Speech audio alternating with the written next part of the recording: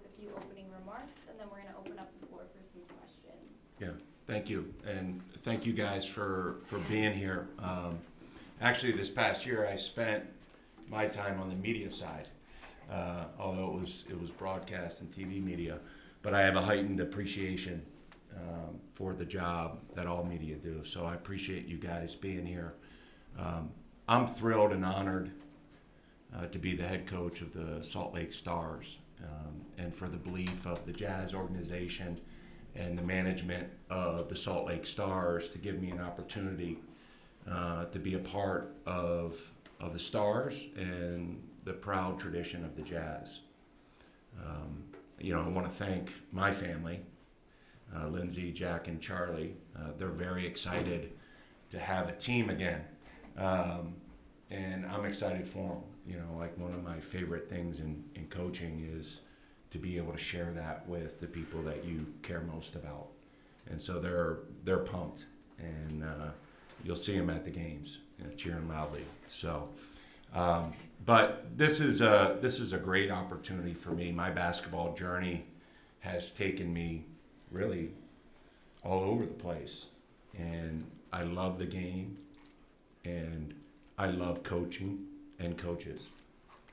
And I've spent 2 years out of it. If you don't count the 7th and 8th grade teams I coached in Park City. I do, but most people don't. I actually think it's actually pretty good training. But I've spent 2 years out of coaching, and really, especially this past year, there were things that I really missed about coaching. And as a head coach or any type of coach, you have the ability to impact people and make deep connections with people. And I miss that. And I look forward to the opportunity to do that with both the staff and the players. I'm honored to have that opportunity and responsibility again. The second thing I missed about coaching was being a part of a team, and the opportunity to be a part of a group and to help move that group forward to both the individual and collective goals of the Stars and the Jazz is something I'm thrilled about. And so, I think one of the exciting things about coaching here is the quality of people. I've spent 2 years in Park City, and during those 2 years, the Jazz organization, Justin and Danny and those guys, and Quinn, who's a good friend of mine, were very generous with allowing me to observe and watch them work. And I love watching coaches and players work. And so through that time, I got to know the organization at a deeper level, beyond the Stockton Malone era when I was a kid, just marveling at the pick and roll. I am looking forward to honoring the commitment they showed to me, and looking forward to working with Marquise. During this process, I've gotten to know him at a deeper level, and because of my experiences, I can recognize outstanding people that are super talented. So I'm looking forward to partnering with him to try to create an environment with the Stars that can be beneficial to the players who are under our watch and to the Jazz organization as well. So I couldn't be more thrilled. I'm ready to get started. When I was planning my summer, I didn't have this on my bingo card. So I'm juggling a few balls between running my own camps for kids and trying to figure out what needs to be done with the Stars. So I'm thrilled to be here and look forward to working with all of you as well this season. Who wants to start with the first question? We're going to go Eric Wilden to Salt Lake Tribune. Okay.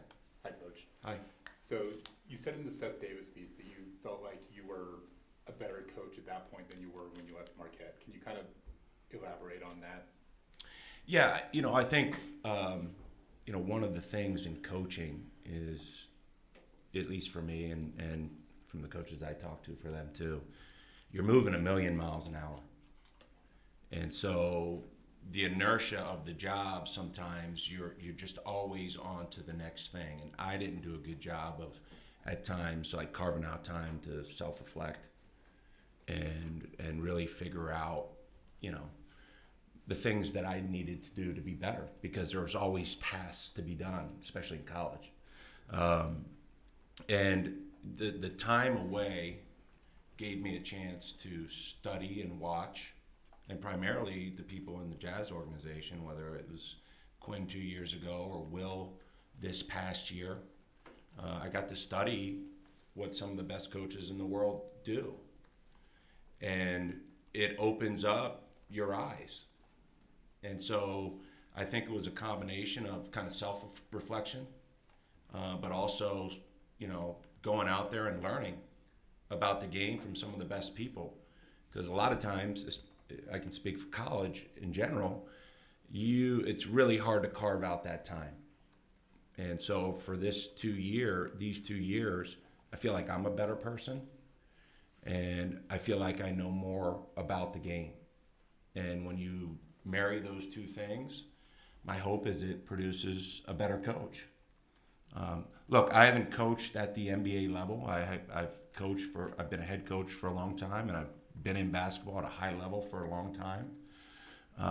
But as I sit here, I have the humility to know that I don't have all the answers, and I'm going to need help and guidance, and I have a lot to learn. But I also sit here with the belief that I will give the effort that is worthy of the commitment that the Stars and the Jazz have made to me. What is your connection to Utah? Like, what brought you to Park City? Yeah, so my wife Lindsay is from Utah. We actually got married in Deer Valley. And so, you know, her family is still here. And, you know, when COVID hit, like everything shut down, and I wasn't allowed to actually even be on the Marquette campus for like 3 months. So we just headed west. And while I spent a significant amount of time in Utah for, you know, really the last close to 2 decades, we got to spend an extended amount of time in Park City right in the beginning of COVID, and we bought a house. And then when everything, I got fired at Marquette, we moved out here full time. I love Utah, and if you would have asked me as a 16-year-old growing up outside Baltimore City, like, you're gonna live in Utah someday, I would have been like, I don't know about that. But I've fallen in love with the place, and my kids love it, and you know, that's really important to me. So that's my connection with Utah. The GLeague is insane. You've got players coming up and coming down all the time, Yeah. right? Like, just so much turnover. And how do you kind of attack that challenge, and kind of what interests you about the GLeague in general? Well, the GLeague is one of the best leagues in the world. Obviously, we all know that the NBA is the best basketball league in the world, and it's not really close. But not far behind that, if not right behind that, is the GLeague. And the opportunity to coach the high-level players that are a part of the GLeague is really exciting. And I've been fortunate to coach a lot of high-level players during my basketball journey, and the opportunity to do that again is special. But one of the things that makes the GLeague, if you consider it from the standpoint of you have one of the best basketball leagues in the world, the mission of the GLeague is particularly intriguing to me, because it's a league of development and growth. Now look, winning is super important to me. And if you ask anybody that I've ever been around, they would agree with that statement. But the opportunity to be a part of players and staff's journey as they grow and try to develop in their own basketball journeys is something that I'm like the most excited about. Like, I want to do a great job of creating a culture that mirrors the Jazz. And in my judgment, you know, and watching what Will did this year, it was incredible. You know, I saw a team that competed every night. I saw a team that was connected, and I saw a team that played with joy. And so I would like our culture to be very similar and mirror that, because I believe in all three of those things deeply. But I want a culture of growth from everyone.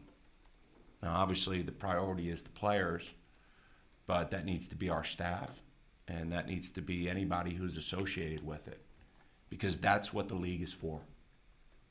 The league is a league where people go there to improve themselves, to improve their games, and to improve their future opportunities.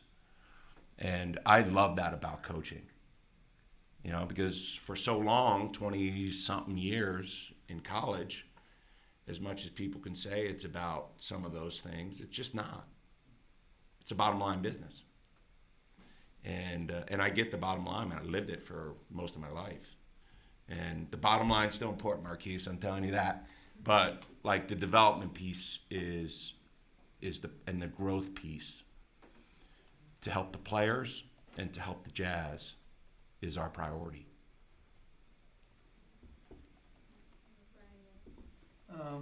You said you learned some things coaching 7th and 8th grade middle school. I'm curious if you could elaborate on what you learned. Well, you know, communication is so important, and meeting people where they're at is so important in coaching. And you know, sometimes simpler is better. And so what coaching,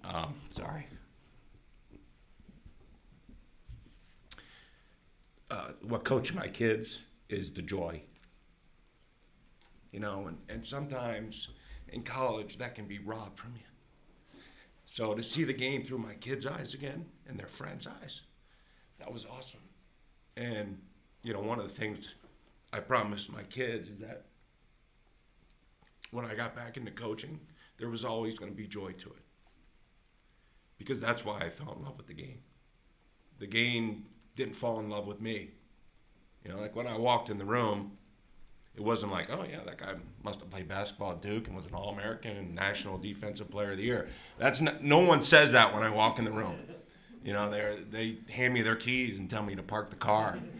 But I fell in love with the game. The game didn't fall in love with me. And I found joy in the game as a young person. And, you know, if I'm completely transparent and honest, at the end of my coaching journey, I lost that. And I'm not losing that again. And my kids taught me that. So, sorry. I love my kids. They're watching. They told me to say that. So. Steve, do you feel like you maybe lost that joy for coaching because of the pressure, expectations, or what was it that led to kind of those feelings at the end of your time at Marquette? Yeah, I mean, certainly pressure and expectations and kind of the challenges of the job. I mean, we may not have enough time to talk about all those things, but you know, I think one of the things that for coaches, because I consult and mentor a lot of young coaches, is, you know, you got to be really aware of the story you tell yourself, because there's pressure and expectations in anything in life that's worth going for. So one of the things I learned is I gotta be aware of the story I'm telling myself. You know, if you would have asked me whatever 4 or 5 years ago, I would have told you that being fired was one of the worst things that could have happened to me professionally. But as I sit here today, it's one of the best things that ever happened to me, because it's given me a different perspective. And I hope to share that with the players. You know, like the players in the GLeague, they're in the GLeague for a reason. And there's a place they want to go in basketball. And I'm not sure for the vast majority of them, the final destination is the GLeague. And so as much as I love the game, I love that part of development, because development is not just physical and skills.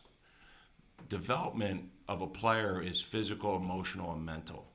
And the last 2 years, I've spent more time on the other side. So a lot of the things that these players are going to be going through, I've lived it as a high-level achiever. Because if you're in the G League, you're a high-level achiever. And there's something there that needs to be developed and brought out so that you can be your best self. I've experienced that journey personally, and I have reference points. I have reference points for failure. I have reference points for challenge. I have reference points for struggle. But I also have reference points for incredible success. And my hope is to share that daily with the guys and with the people that I work with. Because one of the things I've loved in the last 2 years is being able to share that with people in coaching that I care about and trying to help them. And so, you know, that's one of the things I'm excited to do. Any other questions? Yeah. Sometimes in the G League, I mean, oftentimes, most of the time, the coaching staff of the affiliate team wants the G League to be like running the same stuff, so that when guys get called up, you know, they're ready to like plug in to the Jazz roster, right? So there's not like a ton of coaching autonomy where that is concerned. So like, how do you create your own style within that? Well, one of the things I mentioned earlier is that I missed was being a great teammate. And if you asked people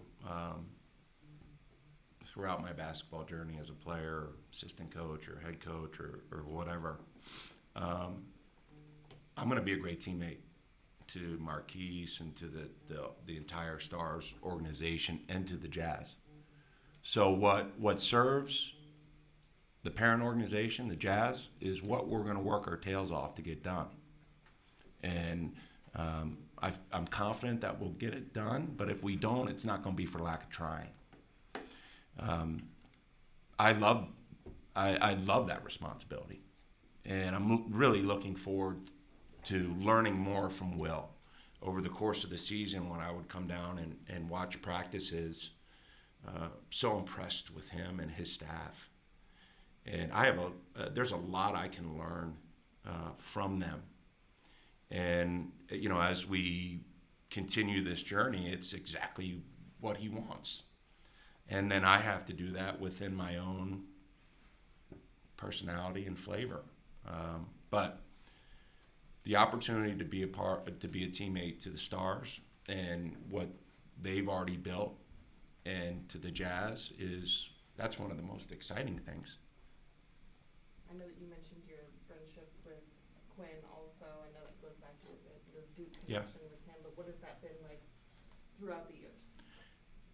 Incredible. I mean, Quinn's an incredible human being, and he had a huge impact on my life at some of my most formative years in college, where you're trying to figure out how to go from a young man to a man.